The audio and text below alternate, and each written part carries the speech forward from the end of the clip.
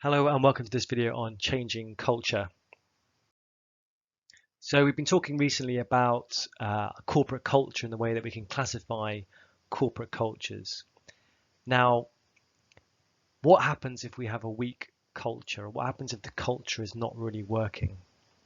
In those situations, we might be forced with a situation where we need to try and change the culture of the organization in order for it to survive or to be successful. And whilst we recognize the need for change, change can often be very, very difficult. And in my personal business experience, changing the culture of the organization is one of the hardest things that a leader of a business or managers within the business can try and do. It's almost easier to start a business from scratch and establish a culture than it is to change an existing culture. And in this video, we're going to look at changing culture, why we might need to, but why it's so hard to achieve.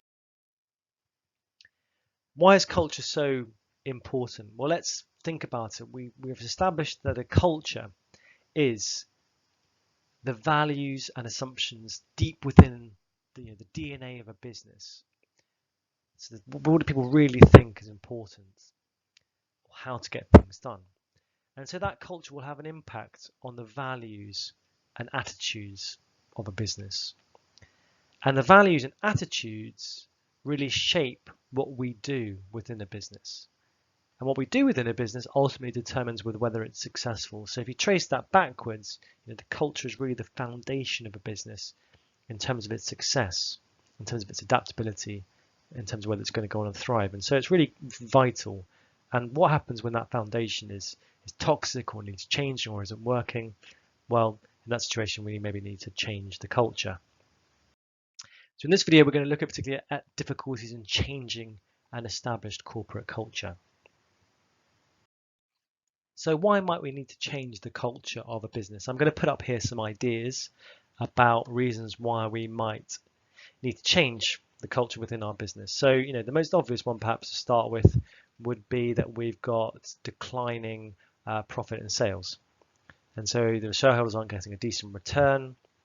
What might cause this? Maybe we've got issues with low quality of standards of customer service. Maybe the management and the staff have kind of got us and them mentality and it's not really working very well. Staff are leaving, staff aren't coming in, things aren't getting done. Maybe the market changes, new competitor disrupting the market. Maybe there's change in the political and legal environment, society, change in ownership, management, economic conditions. Lots of different reasons why, as a result, the culture, the underlying values and assumptions of how we do things here might not be working and we might need to change.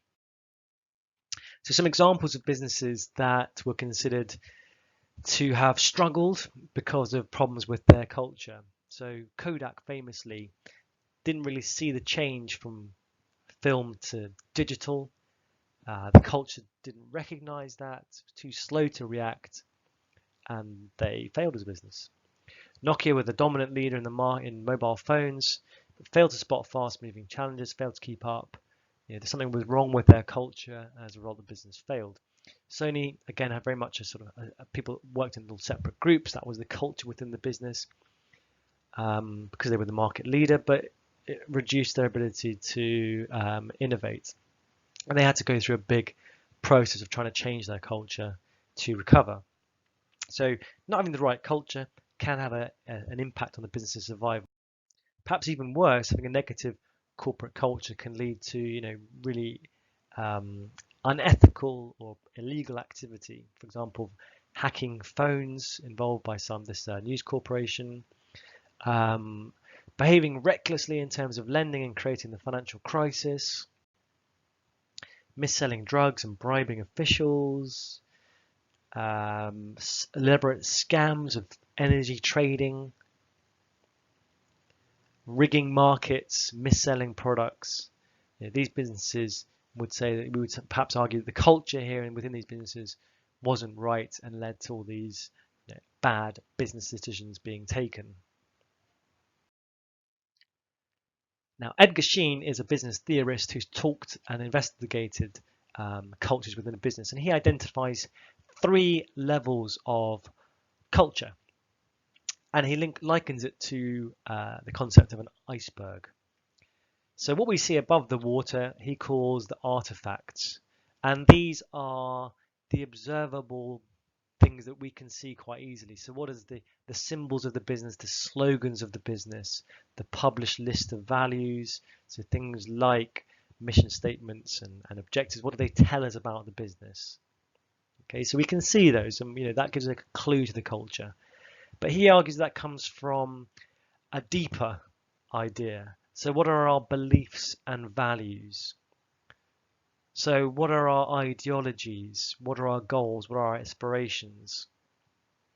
And these might be to do with shared experience that the employees have within that business. And where do those beliefs and values stem from? Well, these come from basic underlying assumptions. And these might even be unconscious. We don't realize that these are really the values that we have, or they're taken for granted. Well, this is just the way things are. And this determines the perceptions and the behaviors. So you would argue that there's a flow from the basic assumptions up to the beliefs and values, and they produce the things that we see. And the most important ones that really shape the culture are down here at the bottom. What are the basic underlying assumptions? But they're also the hardest to change. It's easy to change a slogan. It's not really easy to change taken for granted belief or value. He recognizes that culture, therefore, is really, really important. And the only thing of real importance that leaders do is to create and manage culture. It's a famous quote of his. Now, creating and managing culture is quite difficult. He also talks about the difficulty in terms of changing culture. So here's a quote from his in the top right-hand corner. He starts with, company cultures are like country cultures. Never try to change one. Try instead to work with what you've got. So he would go with the idea that you shouldn't really try and start with the idea of changing a culture. Start with the issue that the organization faces, and then try and say whether the existing culture gets in the way of resolving those issues, rather than trying to change fundamental values and beliefs. Always try and think of the organizational culture as a source of strength, even if some elements are dysfunctional. If major changes are needed, try to build on existing cultural strengths. So often students have the idea that it's quite, we just come in and say, well, this is clearly a power culture, so it's easy. We'll just replace it with a task culture. That can be quite difficult to do in reality. So maybe we have to recognize a power culture exists and it's getting in the way of solving this particular issue. So what can we build on? How can we just slightly adjust it so we can deal with this issue? Major cultural overhauls are rare and they're hard to do and often fail. It's a long race. Culture, fundamental beliefs and values evolve slowly over time. Momentum is hard to sustain. So the advice here to business people would really be only attempt a major overhaul of the culture of the business if it's really necessary. So why is it so hard? Why is it so hard to change a culture? Well, people are naturally resistant to change.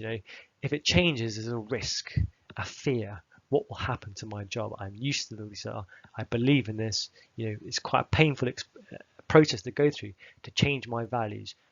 At an oil company, changing my value, I'm here to solve a problem, providing people with energy, and someone comes around, you're destroying the environment, you change these values. That's quite difficult for me to get my head around. Perhaps a lack of trust. Why are you trying to change the culture?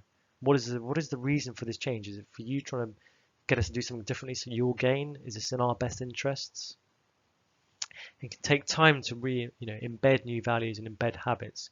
Have you ever said, right, this year I'm going to be really healthy, I'm going to change my values, and then how long does it last? It takes time to embed these things properly. Also, if you change the culture, how does that relate to your stakeholders? So your customers go, oh, well, I thought you were a petrol company, and now you're telling me actually you do solar panels and wind farms. I don't understand. So it's again a risk for the existence of the business and other stakeholders through the process of change. But why might it be crucial? Why might we sometimes left with no choice? Well, the main one here normally would be to improve performance. If we're struggling for the survival of the business and we think it might be to do with the culture and the way that's affecting decision making within the business, we might have to change it. Because if the culture changes, it can change our strategy, making a more risk takers, or seeking greater rewards through changing the culture of the business. Particularly if business has gone through a takeover or merger, then two cultures come together and we're forced to make a change. One of them has to change so that the new business as a whole has a consistent culture. As we've recognized already, this does affect staff and stakeholders, and it can cause problems. A good quote at the bottom here: there is no such thing as the right culture. What matters is whether the culture is right for the business circumstances. And that's something we must always ask ourselves. Given the context of this business, is this culture going to help us succeed? So changing a culture can be slow because it involves changing individuals' values and beliefs. The organizational culture can be a barrier to change. Some organizations are designed and set up to embrace change, while others find change difficult to deal with. The external environment can influence organizational culture, may bring about the change. And the key issue is whether the company can foresee the change. If we know the change is coming in advance, we can start to change the culture slowly and nudge it, as we said earlier, build upon what's already there. If we leave it too late, then we can have a lot of resistance to change. How the leadership manages the change process is also obviously really, really crucial. So it comes back to this idea that we need change within businesses and change a culture to get the best results. But again, we reiterate that change is very, very difficult. The evidence is changing a culture is a very difficult thing to do, and that a better starting approach, as Edgar Schein would say, is to look at the existing culture and how can we build on that to address the problem that is presented to the business. So in this video, we've looked at the difficulties in changing an established corporate culture. That's it. Thank you very much for listening.